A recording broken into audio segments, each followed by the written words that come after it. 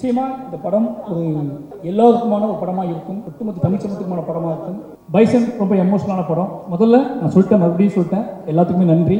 Kabaddi players and team, என்னோட assistant directors, என்னோட actors எல்லாத்துக்குமே நன்றி. ரஞ்சித் அண்ணா, அந்த நாள் ஞாபகம் மறக்கவே முடியாது. பெரிய பெருமாள் நான் வந்து நீங்கள் ஃபஸ்ட்டு பார்த்துட்டு ஒரு மழை நாளில் எனக்கு லவ் யூ மெஸ் அனுப்புனீங்க. அந்த நாள்லேருந்து இந்த பயணம் தொடங்குது.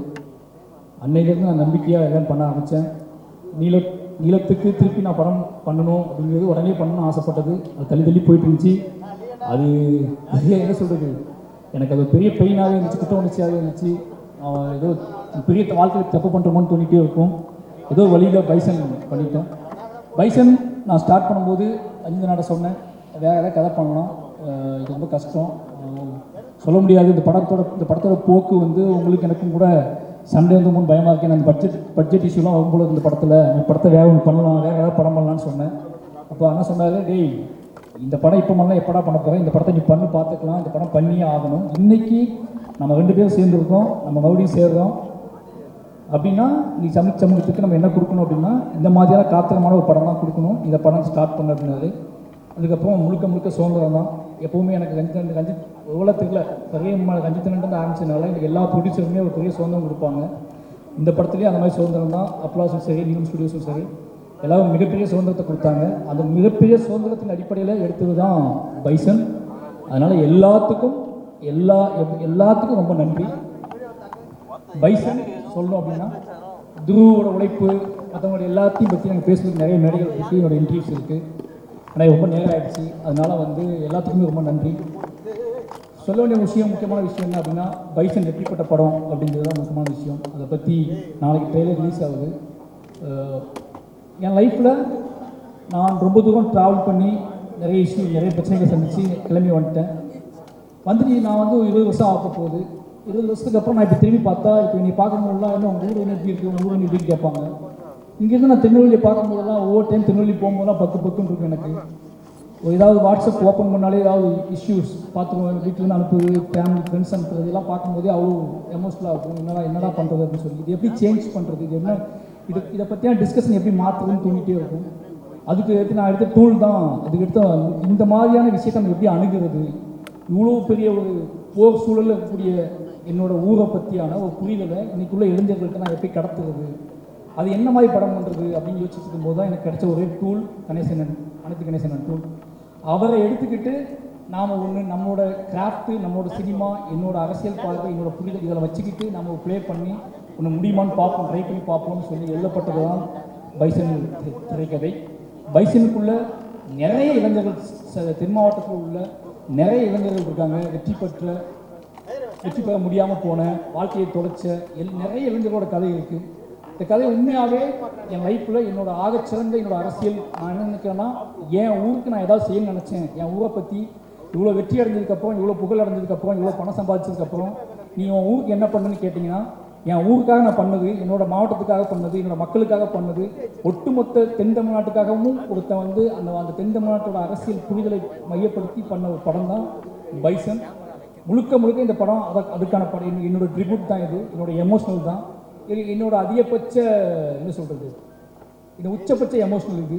எப்படியாவது இந்த படம் இது எவ்வளோ பெரிய ஹிட் ஆகுது அப்படிங்கிறத தாண்டி இது என்ன மாதிரியான தாக்கத்தை ஏற்படுத்துது, இது என்ன மாதிரியான எமோஷனல் ஏற்படுத்துது, என்ன மாதிரியான கனெக்டிவிட்டியை ஏற்படுத்துது, இது என்ன மாதிரியான ஒரு முடிவுக்கு வருது இந்த படம் அப்படிங்கிறத வந்து அதை பார்க்கறதுக்காக நான் வெயிட்டிங்.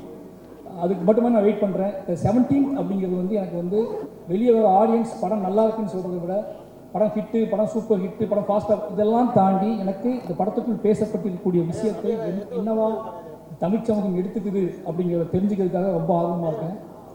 அதுக்கு காரணம் நாங்கள் அதாவது என்னது, அதுக்கு முக்கிய காரணம் இதுதான் வாழ்க்கை சூழல் தான்.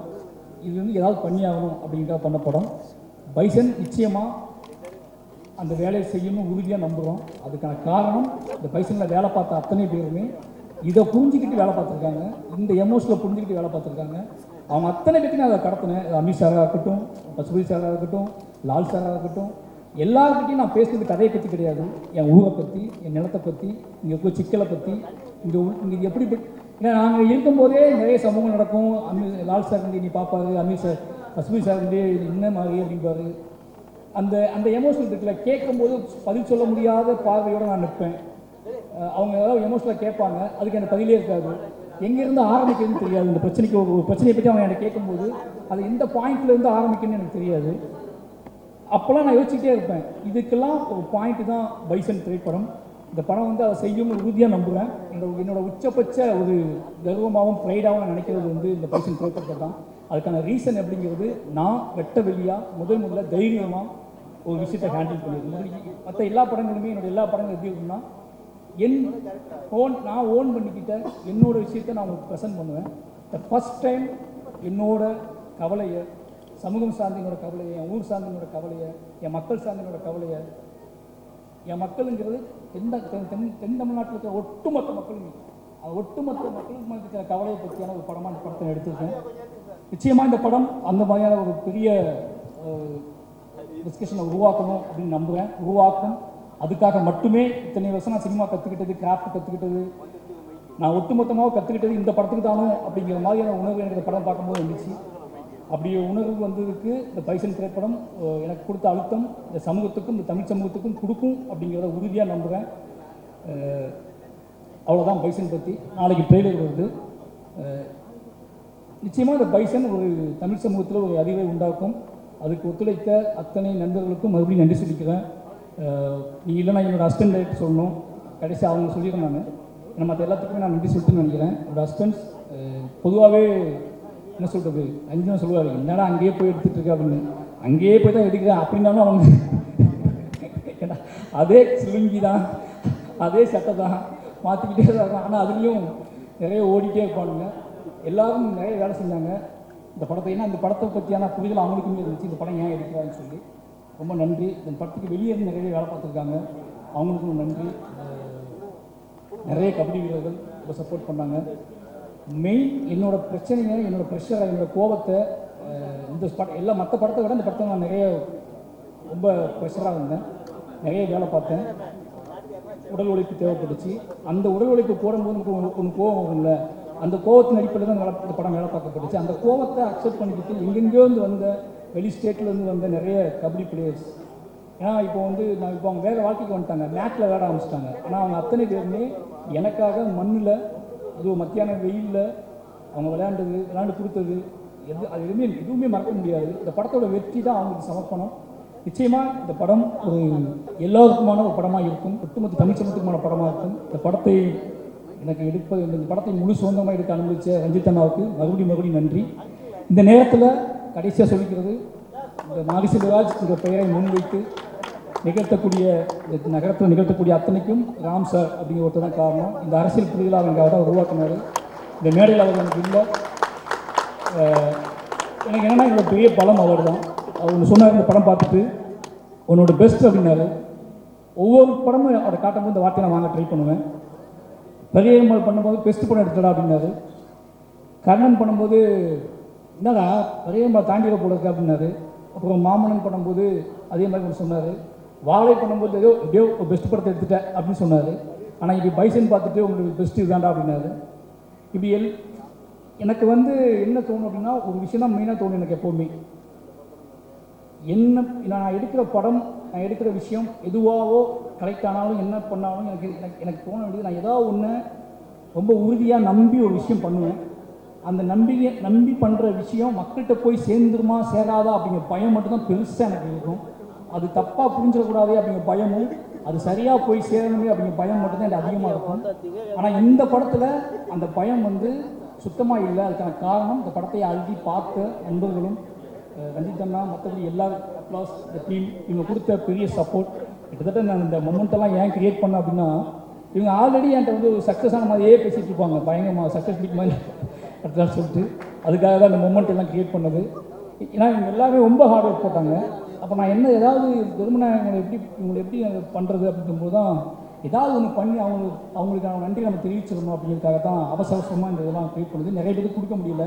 அதுக்கான காரணம் நேற்று ரெடி பண்ண ஆரம்பித்தோம். நிச்சயமாக இது கொடுக்க முடியாத ஆட்களுக்கு நிச்சயமாக கண்டிப்பாக கொடுத்துருவாங்க. இது ரொம்ப அவசரமாக ரெடி பண்ணது. அதனால் இது வாங்க முடியாத கொடுக்காத ஆட்களுக்காக மன்னிப்பு கேட்டுக்கிறேன். இது ரொம்ப அவசரமாக ரெடி பண்ணது. லால் சார் ரொம்ப தேங்க்யூ. எல்லாத்துக்குமே ரொம்ப நன்றி. இங்கே எல்லாருமே இந்த படத்தில் பண்ணவங்க எல்லாருமே ஒன்றே ஒன்று இருந்துச்சு, எல்லாருமே மாரியை லவ் பண்ணாங்க. மாரியை லவ் பண்ணால் மட்டும்தான் அந்த படத்தை எல்லாம் வேலை செஞ்சாங்க. எனக்கு நல்லாவே தெரியும். பொதுவாக லவ் பண்ணாலே நமக்கு தெரியும்ல, நம்மளை யாராவது லவ் பண்ணால் நம்ம ஓவராக உரிமை எடுத்துக்குவோம், அவங்ககிட்ட ஓவராக சண்டை போடுவோம், ஓவராக ஏதாவது பண்ணுவோம்ல. அந்த மாதிரி நான் நிறைய விஷயம் பண்ணியிருப்பேன். அதுக்காக சாரி, மன்னிப்பு கேட்டுக்கிறேன். யாரையாவது ஹர்ட் பண்ணியிருந்தா இது பண்ணியிருந்தா மன்னிச்சுக்கோங்க. ஆனால் எனக்கு நல்லா தெரியும் நீங்கள் எல்லாம் லவ் பண்ணுறீங்கன்னு. அதே மாதிரி உங்களுக்கும் தெரியணும் நான் உங்களை லவ் பண்ணுறேன். ஓகே, அதனால் எல்லாத்துக்குமே நன்றி. 17 ரொம்ப ஒரு வெயிட் பண்ணுறேன். அப்போ முக்கியமான விஷயம் சொல்லணும், நான் நினச்சே பார்க்கல பைசன் தீபாவளிக்கு வந்துச்சு. என் லைஃப்பில் தீபாவளி பண்டிகை அப்படிங்கிறது வந்து ஒரு முக்கியமான பண்டிகையே கிடையாது. அதுக்கான காரணம் சின்ன வயசுலேருந்து எனக்கு தீபாவளி கொண்டாடுறதுக்கான மனநிலையே இருக்காது, அதுக்கான ஸ்பேஸே எங்கள் வீட்டில் இருக்காது. அப்போ தீபாவளி வந்து சும்மா கடந்து கவிதை கூட நான் எழுதிப்பேன் சென்னையில் இருந்த புதுசில். ஒரு பாலிய நண்பனின் மரணத்தை போல கடந்து செல்கிறது தீபாவளி. பாலிய நண்பனின் மரணத்தை போல, மரணத்தின் நினைவை போல கடந்து செல்கிறது தீபாவளி. தீபாவளி மேலே அவ்வளோ வெறுப்பு எனக்கு இருந்துச்சு. ஃபர்ஸ்ட் டைம் என்னோட ஃபஸ்ட்டு தீபாவளி நான் கொண்டாட போகிறேன்னு நினைக்கிறேன். ஃபர்ஸ்ட் டைம் இந்த தீபாவளிக்காக நான் வெயிட் பண்ணுறேன். என் குடும்பமும் இந்த தீபாவளிக்காக வெயிட் பண்ணுறது. தீபாவளியை நான் தமிழ் சமூகத்தோடு சேர்ந்து பைசனோடு சேர்ந்து கொண்டாட போகிறேன். என்னோடய குடும்பத்துக்கு, என் குழந்தைங்களுக்கு, என் நம்மளுடைய எங்கள் அண்ணன் எல்லாத்துக்குமே நன்றி. ப்ரெஸ் பீப்புள் நான் சீக்கிரமாக முடிச்சிட்டேன், அதனால் வந்து போயிட்டு மெசேஜ் அனுப்பாதீங்க, போயிட்டு எல்லோரும் நைட் மெசேஜ் அனுப்பாதீங்க. ரொம்ப நன்றி. எனக்கு எப்போவுமே நீங்கள் சப்போர்ட் பண்ணுறீங்க, எனக்கு தெரியும். என்னை ரொம்ப நம்புவீங்க, என்னை ரொம்பவே லவ் பண்ணுறீங்க, என்னை ரொம்ப நம்புவீங்க. என்னோட மீடியா வந்து தொடர்ந்து என்னை ரொம்ப நம்புதுன்னு எனக்கு தெரியும். உங்களுக்கு நம்பிக்கையை காப்பாற்றுற ஒரு படமாகவும் ஒரு மனுஷனாகவும் தொடர்ந்து இருப்பேன். ரொம்ப நன்றி. தேங்க்யூ.